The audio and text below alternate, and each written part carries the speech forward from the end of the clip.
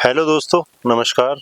आपका स्वागत है सकारात्मक व समावेशी विकसित भारत में।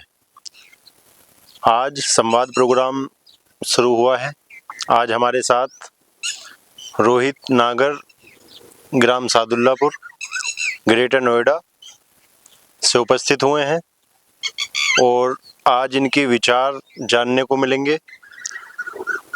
हमारे श्रोताओं को, दर्शकों को रोहित भाई, आप अपना परिचय दें छोटा सा, और आपकी नज़रों में विकसित भारत जो है वो क्या है, साथ ही साथ आने वाली युवा पीढ़ी, महिलाएं, उनकी भागीदारी क्या रहने वाली है विकसित भारत को लेकर। तो सबसे पहले नमस्कार मेरे साथियों, और नमस्कार दिनेश भैया for providing me this platform to raise my voice.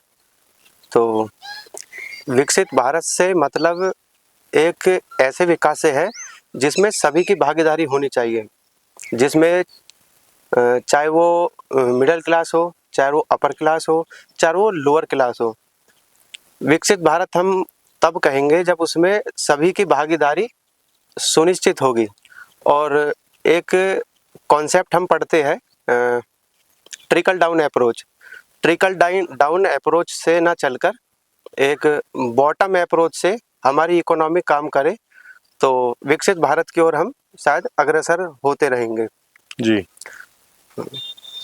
तो रोहित भाई, कि यहाँ तक कि आज की जो जनरेशन है हमारी, जो वर्तमान युवा पीढ़ी है, वो कितनी जागरूक है युवा पीढ़ी विकसित भारत को लेकर? विकसित भारत सबसे पहले हमें सुनने को मिलता है कि ये जो 2047 तक ये 25 वर्ष बनते हैं, तो उसमें हमें जो हमारा डेमोग्राफिक डिविडेंड है वो हमें रीप करना है।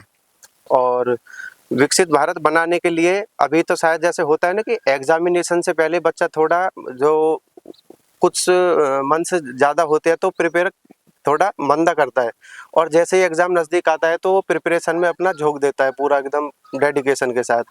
तो 2047 की जो थीम है मिशन डेवलप्ड इंडिया, इसी में हमें ये भी देखने को मिलेगा एक साइकोलॉजिकली कि जैसे जैसे 2047 पास आता रहेगा, तो अभी तो ये क्या है कि गवर्नमेंट लेवल पर ये काम हो रहा है उसके लिए, और कुछ युवक भी है हमारे देश में जो इस चीज़ पर काम कर रहे हैं, जैसे आप हैं काम कर रहे हैं, आपकी टीम है पूरी।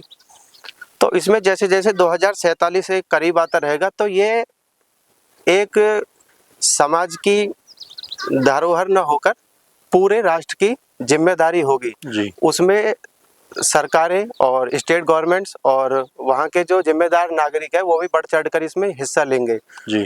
तो अभी विकसित भारत की जो थीम है हम किताबों में पढ़ते हैं या फिर कुछ न्यूज़ चैनल्स है जो कभी कभार हमें सुनने को मिलती है, लेकिन विकसित भारत का जो स्वप्न है जो देखा गया है हमारे इंडिया के कॉन्ट्रास्ट में, तो वो सकारात्मक देखा गया है। और इसकी अगर जो हम अंदर के आयामों की बात की जाए तो शायद वीडियो थोड़ा बड़ा बन जाएगा, लेकिन उसके भीतर यही थीम है जो हम अपने ग्रुप को लेकर चले कि सकारात्मक व समावेशी विकसित भारत संकल्प यात्रा।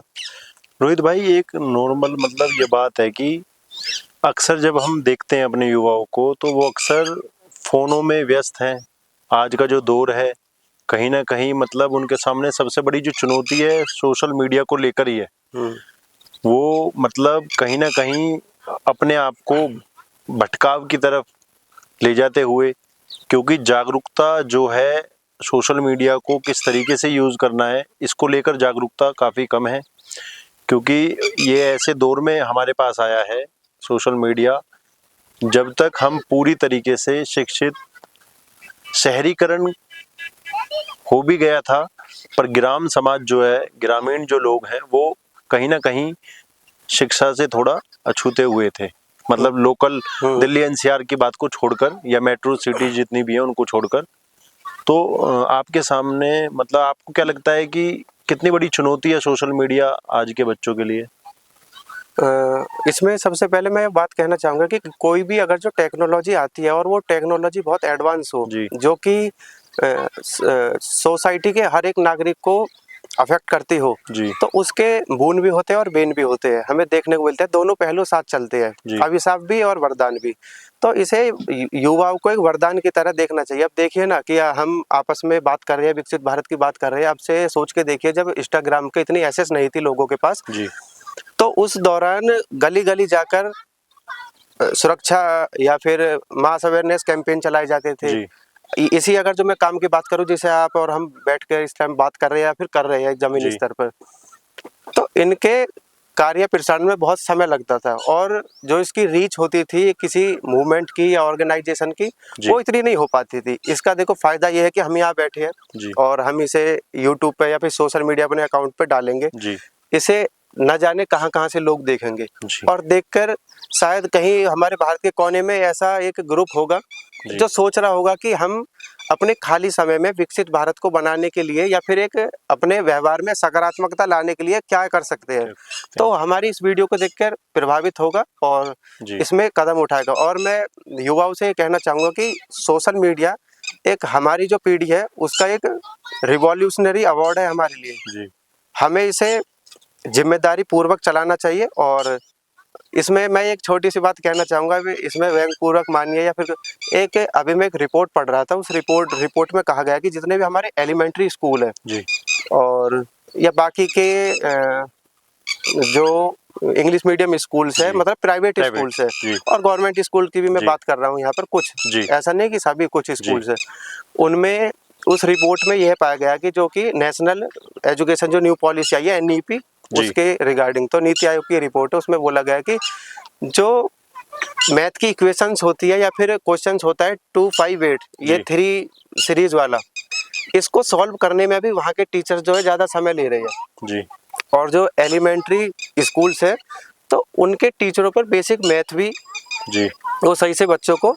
नहीं पढ़ा पा रहे हैं और इसमें कहीं ना कहीं हमें एजुकेशन लेवल पर जी एक अभाव या फिर एक जैसे जागरूक बोलते हैं कि गैप देखने को मिल रहा है, जी एक नॉलेज गैप देखने को मिल रहा है, मतलब स्किल, उनकी एक स्किल उस लेवल की नहीं है जी जो बाकी के स्कूलों की होनी चाहिए। जागरूकता में कमी है। जागरूकता में कमी भी है, कुछ हमारी जो एजुकेशन पॉलिसी है उसमें भी थोड़े जी जी रिफॉर्म्स की जरूरत है और हो भी रही है, लेकिन ऐसा नहीं है जी कि जी एकदम हो जी जाएंगे, तो उसमें थोड़ा टाइम लगेगा। मतलब जिस तरीके से हमारे पूर्वज थे, जो हाँ, संविधान तो विशेषज्ञ जिन्होंने भी हमारे हमको आजाद करके यहाँ तक पहुंचाया है, हम्म, हमारे बारे में उन्होंने सोचा था, तभी हम यहाँ पर हैं रोहित भाई। तभी हम यहाँ पर हैं। और तो हमें आने वाली पीढ़ी के बारे में सोचना है, उसके लिए काम करना होगा। बिल्कुल। समय समय पे अलग अलग स्तर पे सब हम्म, अपने अपने स्तर पर काम चल रहा है।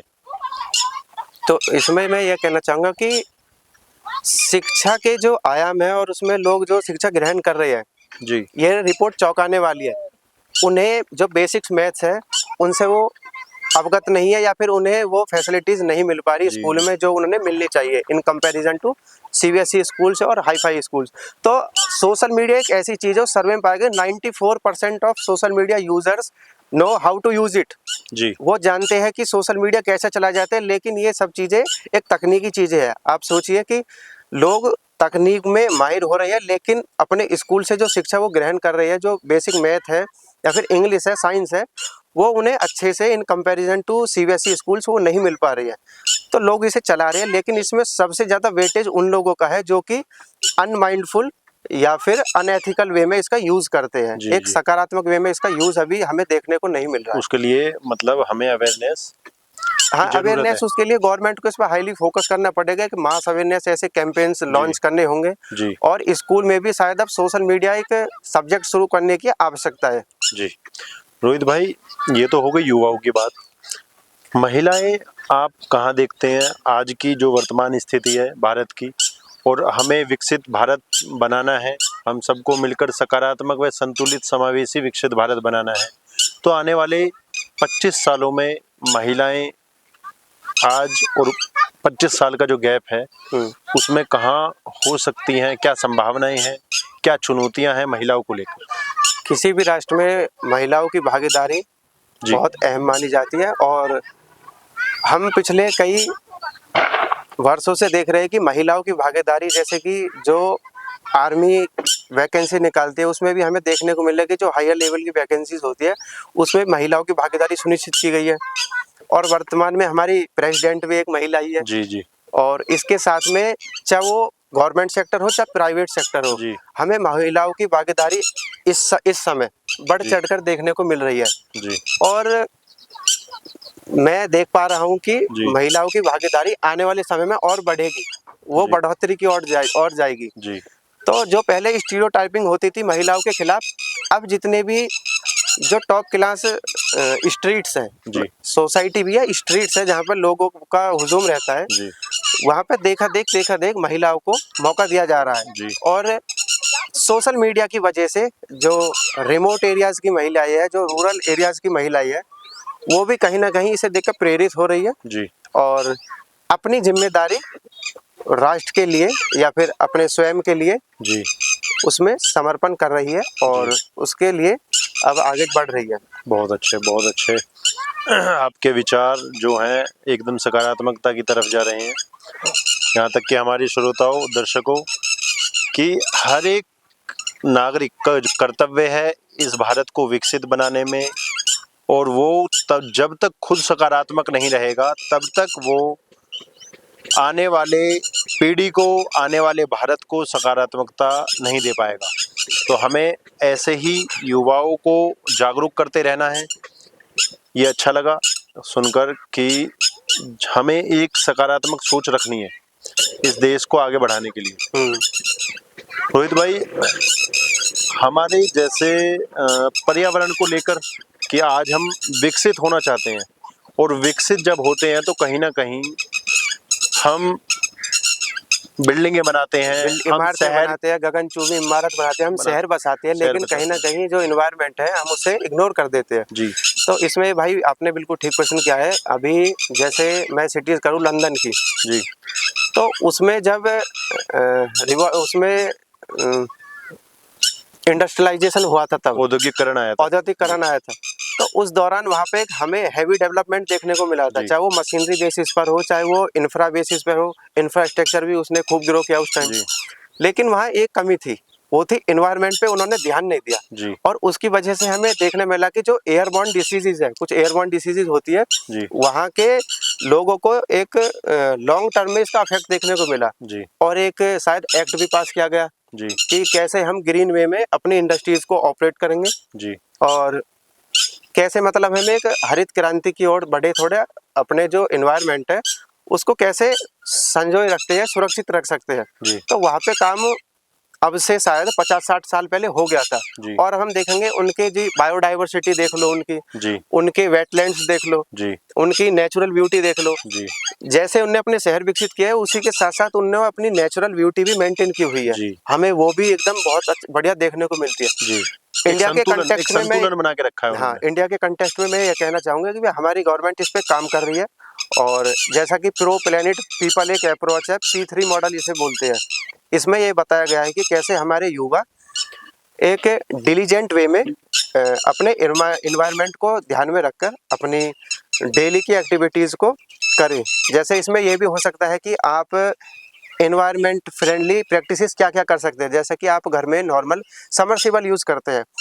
अब कुछ लोग होते हैं कि पानी पीना है या फिर थोड़ी सी बाल्टी भरनी है किसी चीज़ कपड़े धोने के लिए, तो वो आधे घंटे तक चलता ही रहता है, जो कि एक सस्टेनेबल प्रैक्टिस नहीं है अपने नेचुरल रिसोर्स को यूज़ करने के लिए। इसमें हमें ये करना चाहिए कि जो हमारे नेचुरल रिसोर्स है उनका एक सस्टेनेबल यूज़ करना चाहिए। इससे हम विकसित भारत की ओर भी बढ़ेंगे और कहीं ना कहीं ये चीज़ें उसी में इंक्लूड होती है कि हम अपने जो व्यवहार है उसको सकारात्मक वे में ले जा रहे हैं। और तो केवल गवर्नमेंट या फिर एनजीओ या फिर बॉडी इस पे काम नहीं करेगी, एक एक नागरिक की इसमें वो भागीदारी होती है। रहेगी। हाँ, बिल्कुल बिल्कुल जिम्मेदारी होती है। सही कहा रोहित भाई। हर ग्रास रूट लेवल पे हम लोग जी काम जी, करते हैं। जिस तरीके से हमारी पूर्वजों ने हमारे लिए संसाधन बचा कर रखे थे, उसी तरीके से हमारी जिम्मेदारी बनती है। हाँ, भावी इस पीढ़ी भारत के की लिए। 140 करोड़ जनता की, नागरिकों की जिम्मेदारी बनती है कि वो जितने भी रिसोर्सेस हैं, जितने भी नेचुरल रिसोर्सेस हैं, उनका उतना यूज किया जाए जितनी जरूरत है, जितनी आवश्यकता है उसको उतना ही यूज करें, और आने वाली पीढ़ी को बचाकर रखे वो बचा कर resources। रखे उन रिसोर्सेज को। ये बिल्कुल ऐसे परिवार में भी तो एक बात हो जाती है कि भाई हमने तुमको ये दिया, ये जैसे दिया। हमारे फादर या अब आप दादा इसे बोलते थे बढ़ाओ आप और इसे इसी को तो मेंटेन करो और बढ़ाओ और आने बढ़ाओ, वाली मेंटेन पीढ़ी को करो। पास ऑन करो। ये जैसे एक परिवार में ये मुद्दे हम सुनते हुए आते हैं बचपन से ही, ऐसे ही देश भी हमारा एक ऐसी घर है, देश भी है, प्रकृति भी है, प्रकृति इन्वायरमेंट भी में है। ये चीजें भी ऐसे ही काम करती है। हमें संतुलन बना के रखना है और ये हर एक नागरिक की जिम्मेदारी है, कर्तव्य है, और हर एक इंसान को ये कर्तव्य समझने होंगे और अपने आप को बार बार याद दिलाते रहते होंगे। तो देखिए ना कि जो हमारी राष्ट्रपति है, अभी उन्होंने एक स्लोगन दिया था। जी। स्लोगन क्या, एक शायद ये नीति आयोग की भी वो है। तो वो बोलती है कि महीने की 1 तारीख को 1 घंटे एक साथ। अब इससे तात्पर्य ये है कि सभी जितने भी भारतीय नागरिक है, महीने की 1 तारीख को 1 घंटे अपने जो आसपास की सिटीज है या फिर स्ट्रीट्स है या फिर आपका पर्सनल या वो भी सही स्पेयर सही, तो वहाँ पे साफ सफाई पे ध्यान देना है। वहाँ की जो बाकी समस्याएं हैं उनको अपने रीजनल लीडर से जाके बात करनी है या फिर उन चीज़ों को मतलब उजागर करना है। 1 तारीख 1 घंटे एक साथ, ये कुछ ऐसे तमाम अभियान भी गवर्नमेंट चालू करती है, लेकिन अभी इनका असर हमें देखने को नहीं मिलता। जी जी, पर देखेंगे पर देखेंगे बाद में देखने जरूर को देखेंगे, मिलेगा। जरूर देखेंगे और हाँ। इसको कामयाब बनाएंगे। बहुत बहुत धन्यवाद आपका रोहित जी, बड़ा अच्छा लगा। ऐसे विचार हमारे युवाओं को, हमारी महिलाओं को, हमारी जनता को, इस देश को बहुत ही आवश्यकता है इन विचारों की, और हम कल्पना करेंगे, हम दृढ़ निश्चय होके ये कामना करेंगे ईश्वर से कि हम वहाँ पहुँचेंगे, जरूर पहुँचेंगे। बहुत बहुत धन्यवाद दर्शकों। हमारे रोहित भाई ने जितने अच्छे विचार बताए हैं हमें, और ये बचपन से बनते हुए यहाँ तक आ पाते हैं, तो आप भी अपने जीवन में कुछ ना कुछ सकारात्मक करने की कोशिश करें, चाहे वो स्वास्थ्य हो, चाहे वो शिक्षा हो, चाहे वो कोई भी क्षेत्र हो। सिर्फ सकारात्मक से ही सकारात्मक विकसित भारत बनेगा। बहुत बहुत धन्यवाद आपका। फिर मिलते हैं एक नए संवाद के साथ। धन्यवाद।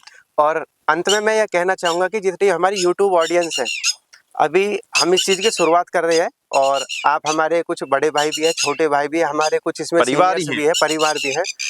तो हमारे इस चीज़ को प्रोत्साहित करें और हमें ढेर सारा प्यार अपने लाइक्स में दें और कमेंट्स में बताइए कि हम क्या चीज़ें हैं और जो कि हम आपस में बात कर रहे हैं उसमें उन चीज़ों को ऐड इन करके और बढ़िया वे में परफॉर्म कर सकते हैं। जी। और भैया अपनी जो ये संवाद वाली सीरीज है जिसमें आप युवाओं को बुलाते हैं, उनका जानते हैं कि पॉइंट्स ऑफ व्यू क्या है, उनकी आइडियोलॉजी क्या है समाज को लेकर, तो इसे आप कंटिन्यू करना। कहीं ना कहीं 100 लोग भी इसे देखेंगे, उसमें एक न एक इस चीज से इन्फ्लुएंस होगा, प्रभावित होगा और वो अपने डेली यूज में इस चीज को अडॉप्ट करेगा। इसी को बदलाव कहते हैं, इसी को सकारात्मक भारत कहते हैं। इसी को निरंतरता कहते हैं। अगर देर बनती रहे वीडियो। ठीक है जी, ठीक है जी, नमस्कार।